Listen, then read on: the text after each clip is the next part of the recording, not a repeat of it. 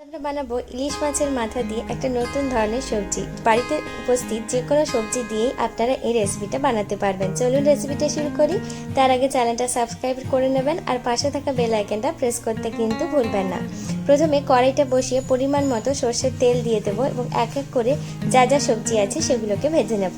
এখানে আমি প্রথমে আলুটা দিয়ে দিলাম এবং পরিমাণ মতো হলুদ এবং নুন দিয়ে হালকা করে আলুটাকে ভেজে তুলে নেব। এখানে আপনি যে কোনো সবজি দিতে পারেন, পুঁই শাক বা পটল, ঢ্যাঁড়স যে কিছু দিতে পারেন। আমি এখানে আলুটা ভেজে তুলে নিলাম। এরপর আমি বেগুনটা ভেজে নেব, সাথে ঝিঙ্গে, গাজর, পটল এগুলো ভেজে নেব। আমি এখানে এই কটাই সবজি দিয়েছি, আপনারা চাইলে অন্যান্য সবজিও দিতে পারেন। এক এক করে সবগুলো ভেজে নেব। এর মাঝে আপনারা চ্যানেলটা সাবস্ক্রাইব করে নেবেন আর রেসিপিটা কেমন লাগলো আমাকে কমেন্টে জানাতে কিন্তু ভুলবেন না। আর রেসিপিটা লাইকও করে দেবেন। দেখুন আমার গাজর আর ঝিঙ্গেটাও ভাজা হয়ে গেছে, আমি তুলে নিয়েছি। এরপর এখানে আমি পটলটাকেও ভেজে নিচ্ছি। সামান্য হলুদ আর নুন দিয়ে পটলটাকে ভেজে তুলে নেব। এরপর ইলিশ মাছের মাথাটাকে আমি হালকা করে ভেজে রেখেছিলাম। এরপর ওইটাকেও একদম কড়া করে ইলিশ মাছটাকে ভেজে নেব। আমি এখানে নুন হলুদ ছাড়াই প্রথমে ভেজে রেখেছিলাম। এরপর এখানে নুন আর হলুদ দিয়ে ভালো করে ইলিশ মাছের মাথাটাকে ভেজে নেব। ভালো করে এখানে ইলিশ মাছের মাথাটাকে ভেজে তুলে নেব। এরপর আরেকটা কড়াই বসিয়ে পরিমাণ মতো সর্ষের তেল দিয়ে দেব। তেলটা গরম হওয়ার পর পরিমাণ মতো 5 ফোড়ন এবং একটা শুকনো লঙ্কা আর দুটো তেজপাতা দিয়েছি। এইগুলো যখন খুব ভালো করে ভাজা হয়ে যাবে, আগে থেকে কেটে রাখা পেঁয়াজ আর কাঁচা লঙ্কাটা দিয়ে দেব।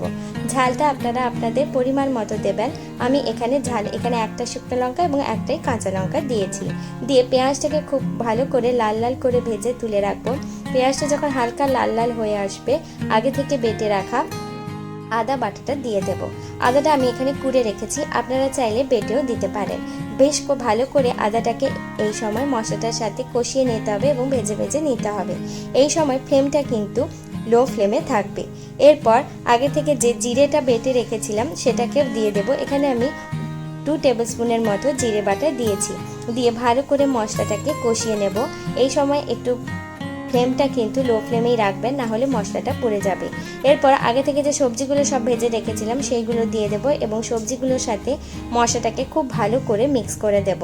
ভালো করে মিক্স না হলে এটা টেস্টটাও অতটা ভালো আসবে না, কাঁচা কাঁচা গন্ধ উঠবে। তাই খুব ভালো করে মিক্স করে দেব। এখানে সামান্য জল দিয়ে আমি মশলাটার সাথে সবজিগুলোকে ভালো করে কষিয়ে নিচ্ছি। এরপর যখন মশলা থেকে সামান্য তেল ছেড়ে আসবে, আগে থেকে যে মাছের মাথাগুলো ভেজে রেখেছিলাম সেগুলো দিয়ে দেব। দিয়ে ভালো করে সবজির সাথে মাছের মাথাটাকে মিশিয়ে দেব। এরপর আগে থেকে আমি 2 টেবিল স্পুনের মতো সর্ষে বেটে রেখেছিলাম, সর্ষে বাটাটা দিয়ে দেব। দিয়ে এখানে পরিমাণ মতো জল দেব। এখানে আমি 2 থেকে 3টে বাটির মতো ছোট বাটির জল দিয়েছি। দিয়ে ভালো করে মশলাটার সাথে গ্রেভিটাকে মিক্স করে দিতে হবে। ভালো করে মিক্স করে দিয়ে এখানে আমি পরিমাণ মতো জল দিয়ে দেব। দেখুন আমি এখানে 2 বাটির মতো জল দিলাম। আপনাদের যদি মনে হয় আরেকটু গ্রেভির দরকার আছে তাহলে সেটাও আপনারা দিতে পারেন। এরপর পরিমাণ মতো নুনটা দিয়ে দেব। এখানে আমি 1.5 টেবিল স্পুনের মতো নুন দিয়েছি এবং পরিমাণ মতো হলুদটা দিয়ে দেব। এখানে আমি 2 টেবিল স্পুনের মতো হলুদ দিয়েছি। দিয়ে ভালো করে এটাকে মিশিয়ে দিতে হবে। মিশিয়ে দিয়ে ওপর থেকে সামান্য চিনি দিতে হবে, 1 টেবিল স্পুনের মতো চিনি দিতে হবে। দিয়ে ভালো করে মিক্স করে ঢাকনা দিয়ে 5 থেকে 7 মিনিটের জন্য মিডিয়াম ফ্লেমে এটাকে ফুটতে দিতে হবে। দেখুন কিছুক্ষণ পর জলটাও অনেকটা টেনে এসেছে এবং সবজিগুলো যেহেতু আগে থেকে রেডি করা ছিল তাই একদম সেদ্ধ হয়ে গেছে, একদম রেডি হয়ে গেছে আমাদের মাছের মাথা দিয়ে নতুন ধরনের সবজি। কেমন হলো কমেন্টে জানাতে ভুলবেন না। রেসিপিটা ভালো লাগলে লাইক করতে ভুলবেন না। আমি পারো, আপনারা দেখছেন পারো রান্নাঘর। বাই।